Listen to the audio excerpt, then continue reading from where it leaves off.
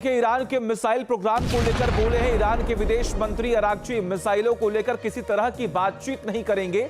Missile पर ना तो अभी ना ही भविष्य में कोई बातचीत होगी। अरागची ने इस बात पर भी जोर दिया, यानी कि ईरान ने अपना स्टैंड क्लियर कर दिया है। अमेरिका के सामने आखिर किन किन मुद्दों पर बातचीत होगी। अमेरिका चाहता है कि और भी तमाम ऐसे बिंदु हैं जिनको लेकर ईरान से बातचीत हो, लेकिन ईरान ने यह साफ तौर पर स्पष्ट कर दिया है कि परमाणु और खास तौर पर मिसाइलों पर कोई भी बातचीत अमेरिका से नहीं की जाएगी।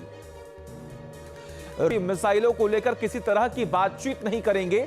मिसाइल पर ना तो अभी ना ही भविष्य में कोई बातचीत होगी। अरागची ने इस बात पर भी जोर दिया, यानी कि ईरान ने अपना स्टैंड क्लियर कर दिया है। अमेरिका के सामने आखिर किन किन मुद्दों पर बातचीत होगी। अमेरिका चाहता है कि और भी तमाम ऐसे बिंदु हैं जिनको लेकर ईरान से बातचीत हो, लेकिन ईरान ने यह साफ तौर पर स्पष्ट कर दिया है कि परमाणु और खास तौर पर मिसाइलों पर कोई भी बातचीत अमेरिका से नहीं की जाएगी।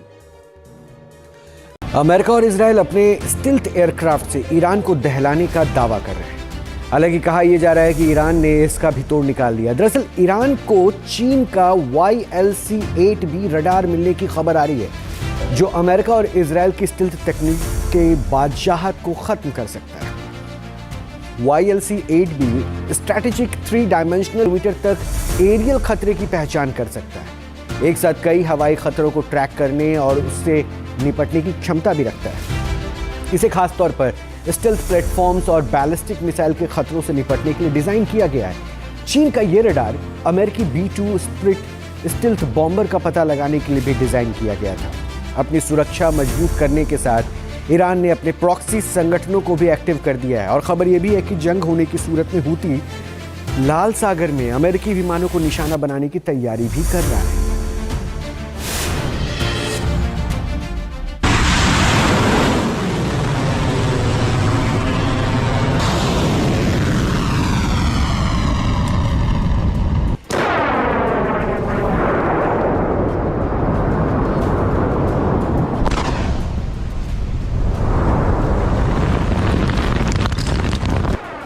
अमेरिका ने हमला किया तो ईरान मिसाइलों की बारिश करके कोहराम मचा देगा।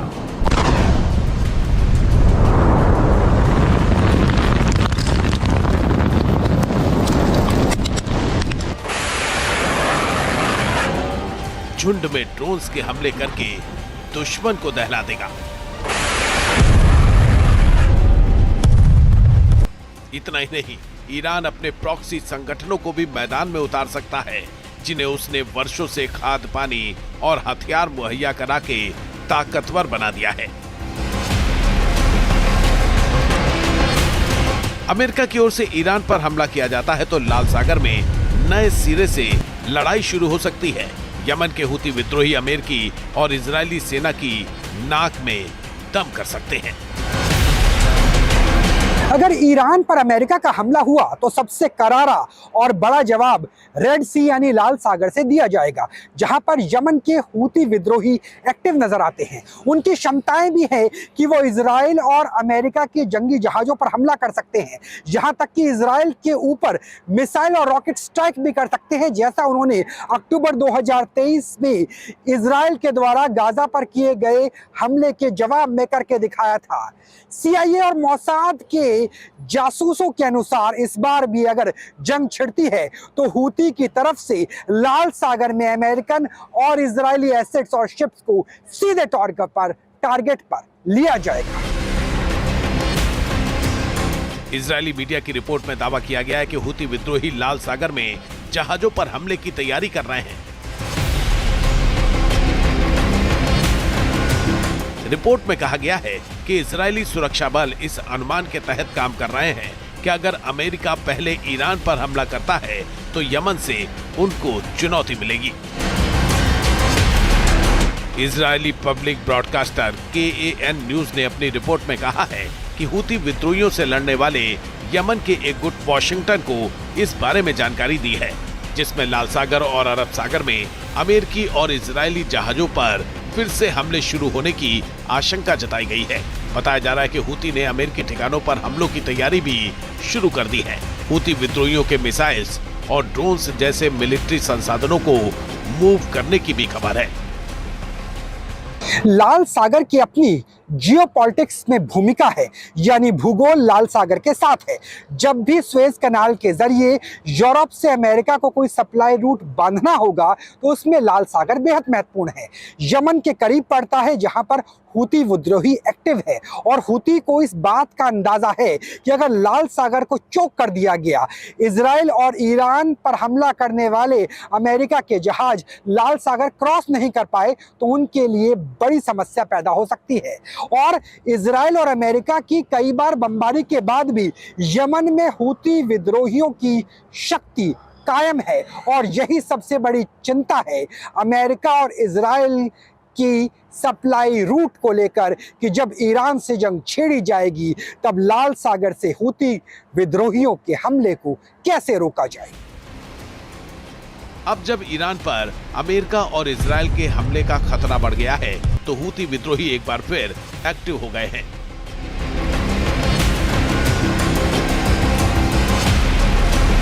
लाल सागर में अपनी ताकत के दम पर हूती विद्रोही एक बार फिर अमेरिका और इजराइल को चौंकाने के लिए तैयार हैं। संकेत साफ है कि ईरान पर हमला हुआ तो युद्ध का एक मोर्चा लाल सागर में भी खुल सकता है, जहां अमेरिकी और इजरायली विमानों के लिए चुनौती काफी मुश्किल हो सकती है। आगे बढ़ते हैं, कुछ और खबरों का रुख करेंगे। ईरान अमेरिका को लेकर यह बड़ी खबर आ रही है। ईरान अमेरिका के बीच कभी भी संग्राम छिड़ सकता है। ओमान में जो बातचीत थी वो बेनतीजा रही पहले दौर की। अगले दौर की बातचीत का समय अभी तय नहीं हुआ है। न्यूक्लियर संवर्धन खत्म करने पर राजी नहीं हुआ है ईरान। सूत्रों के हवाले से यह बड़ी खबर इस वक्त आपको बता दें, इस बातचीत का कोई नतीजा नहीं निकला है। जो पहली शर्त थी अमेरिका की वो यही थी कि न्यूक्लियर संवर्धन आपको खत्म करना होगा और ईरान ने इस शर्त को मानने से साफ तौर पर इनकार कर दिया।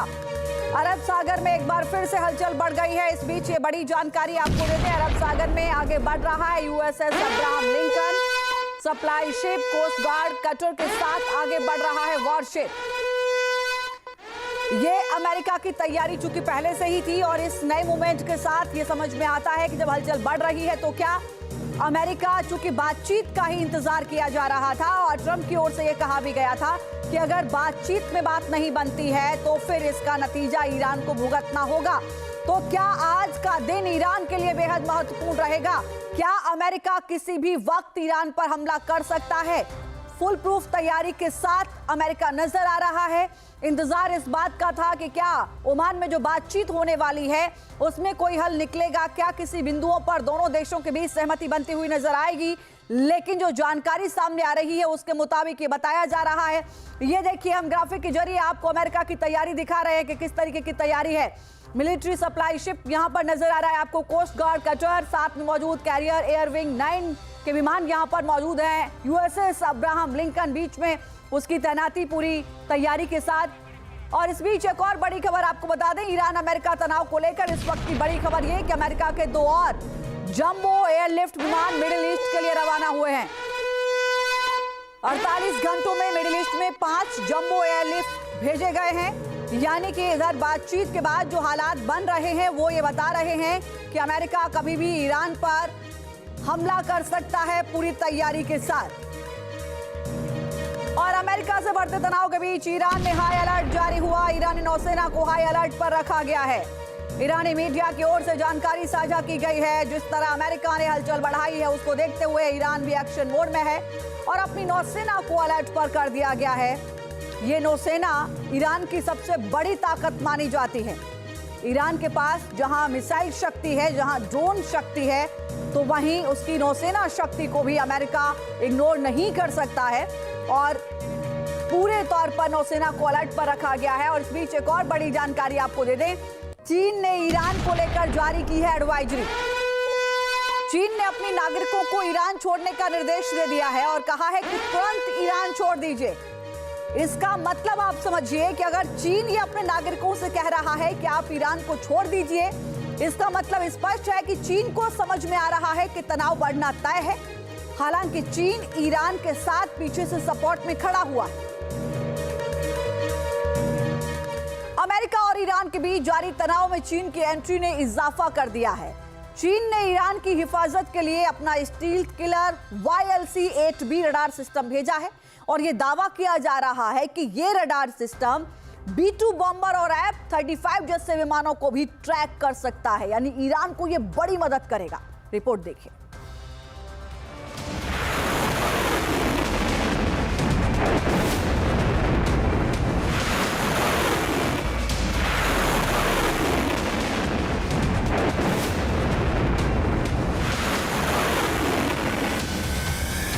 अमेरिका और ईरान में टेंशन हाई, चीन ने भी आंख दिखाई। मिडिल ईस्ट में जंग छिड़ी तो होगी बहुत बड़ी तबाही।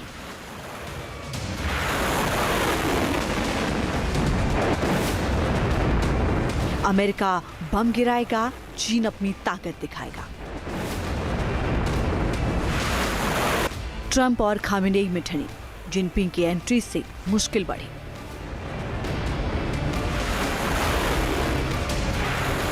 ईरान की रक्षा के लिए चीन ने भेजा सुरक्षा कवच। क्या फेल हो जाएंगे अमेरिका के फाइटर जेट और विनाशकारी बॉम्बर?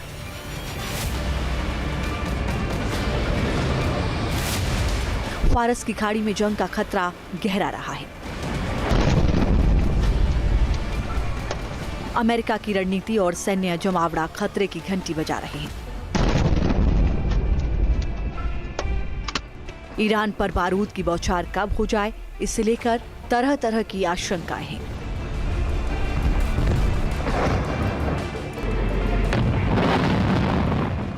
ट्रंप के आक्रामक तेवर तेहरान की धड़कनें बढ़ा रहे हैं और पूरी दुनिया की नजरें इसी बात पर टिकी हैं कि अमेरिका हमला कब करेगा।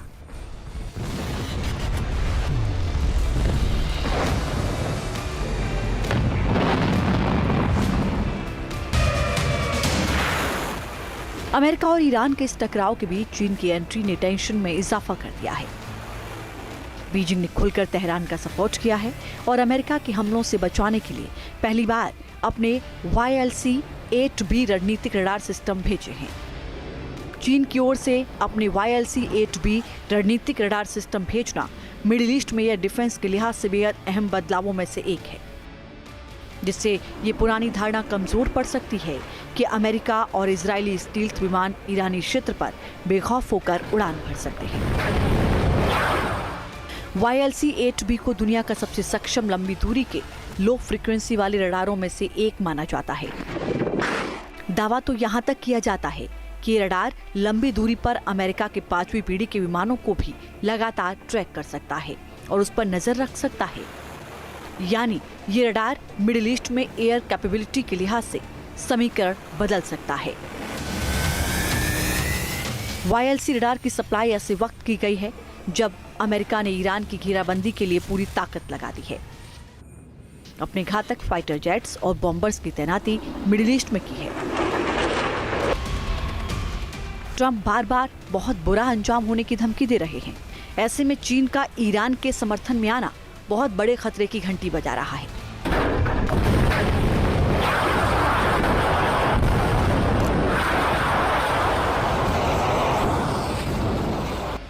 सवाल है कि क्या अमेरिका के खिलाफ चीन अब खुलकर उतर आया है? क्या ईरान पर अमेरिका ने हमले किए तो चीन भी जवाबी कार्रवाई करेगा? क्या मिडिल ईस्ट में थर्ड वर्ल्ड वॉर का ट्रिगर दबने वाला है?